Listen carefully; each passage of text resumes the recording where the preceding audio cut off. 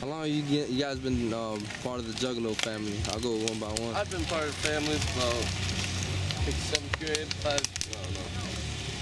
6, 7 years now. Really? And it's just a family, really. Like I said, Juggalo family. We're all just showing love for each other. Like here, I've never been so much love around. Is that what what drew you to the Juggalo culture? Yeah, because I don't have anyone else. Like, these homies, they're the first people to get me into it. Really, they've been part of it longer. And how long have you been in it? Basically, like my whole life, but I really started to remember it more when I was probably around like 7 years old. Started getting into it more, found more, little juggalos my age, and just, helped me out when I got picked on in school and bringing me food. How did you feel like people didn't accept you for who you were in school? Yeah, I was you were outcasted. Yeah, you too. Were you one. outcasted? Yeah, definitely. I got hearing aids back in 10th. People are always just being douchebags, just picking on the kid that talks funny. Really? Yeah. And what about yourself? Well, I was your typical everyday kind of girl, and then I kind of had a fall through, and then became the outcast. And a fall through, like on what? Something tragic like, in your house, or something?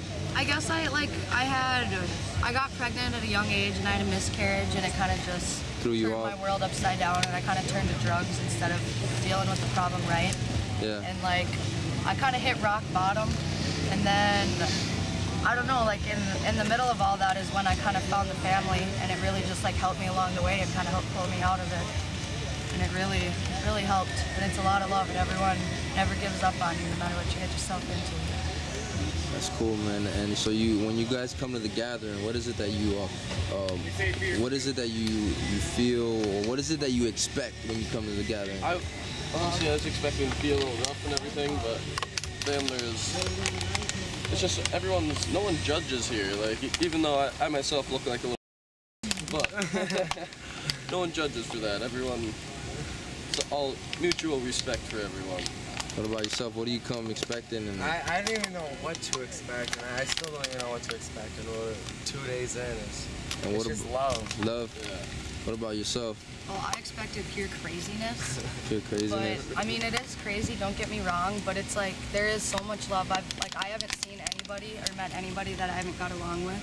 Whereas at home, like, I don't even want to talk to anybody because I don't get along with anybody. So your family, you guys don't get really along with your families? Well, like personal families, yeah, but like mom and dad and stuff like that. Yeah, that's still good. They haven't like cast you out because you're Juggalo. It was a bump in the road to get them at first. Yeah, like they kind of, you're not going to shows, you're not listening to that music. Do they know the depth of the whole gathering? Do you know how My dad does. Have he seen and experienced a little bit of it? He hasn't been to the gathering, but he's been to an ICP show, and like, so he knows the Juggalo family. He wanted to come, but he just worked over. That's cool. Now, let me ask you guys another question. I see, like, you guys are wearing crosses. What does the cross symbolize to you? I mean, they just got this is an amulet. I personally am not religious. I think that like everything with ICP's music, like their whole 6 Joker cards, all comes down to following God.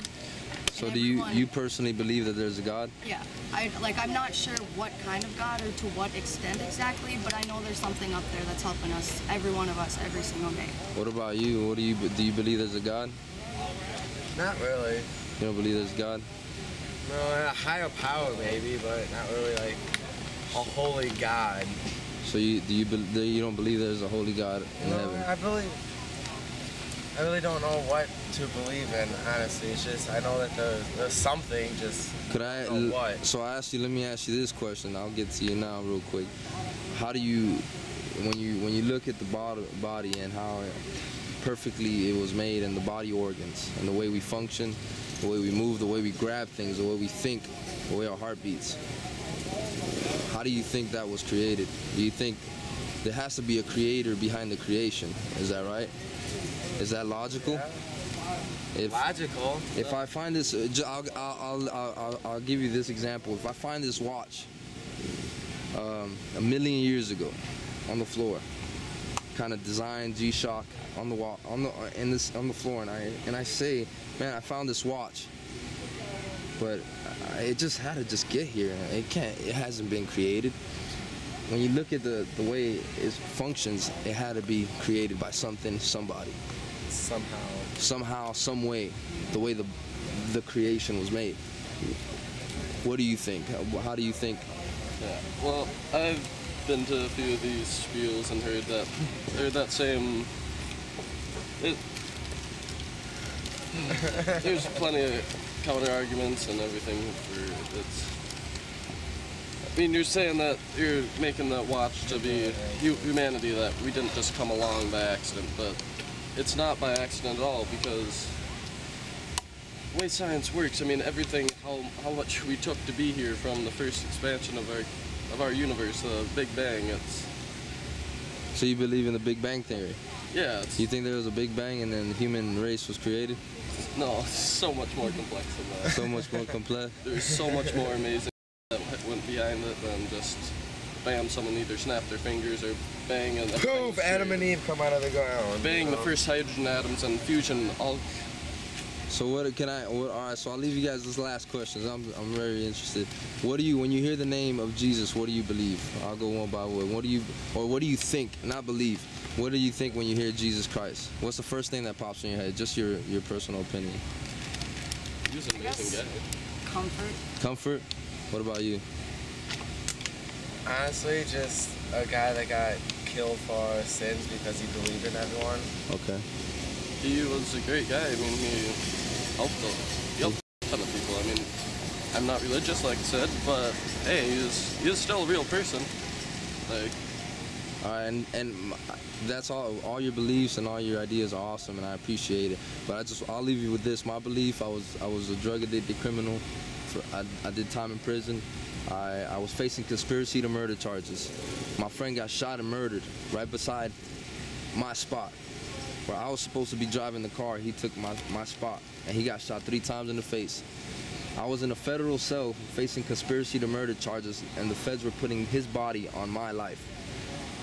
And I cried out to God in the name of Jesus.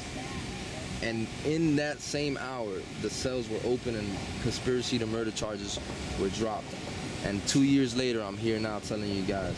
And my job, my duty, my love, my hope is not to persuade you and not to change you, but to tell you that there is a God and there is a Jesus that died for each and every one of us. See, that as long as religion, I've always, I mean, religion is great. I mean, churches donate how many millions, billions of dollars every year. So, I mean, the Catholic Church is the biggest donator in the entire United States. Like, churches are great. That's awesome, man, and I appreciate you guys, man.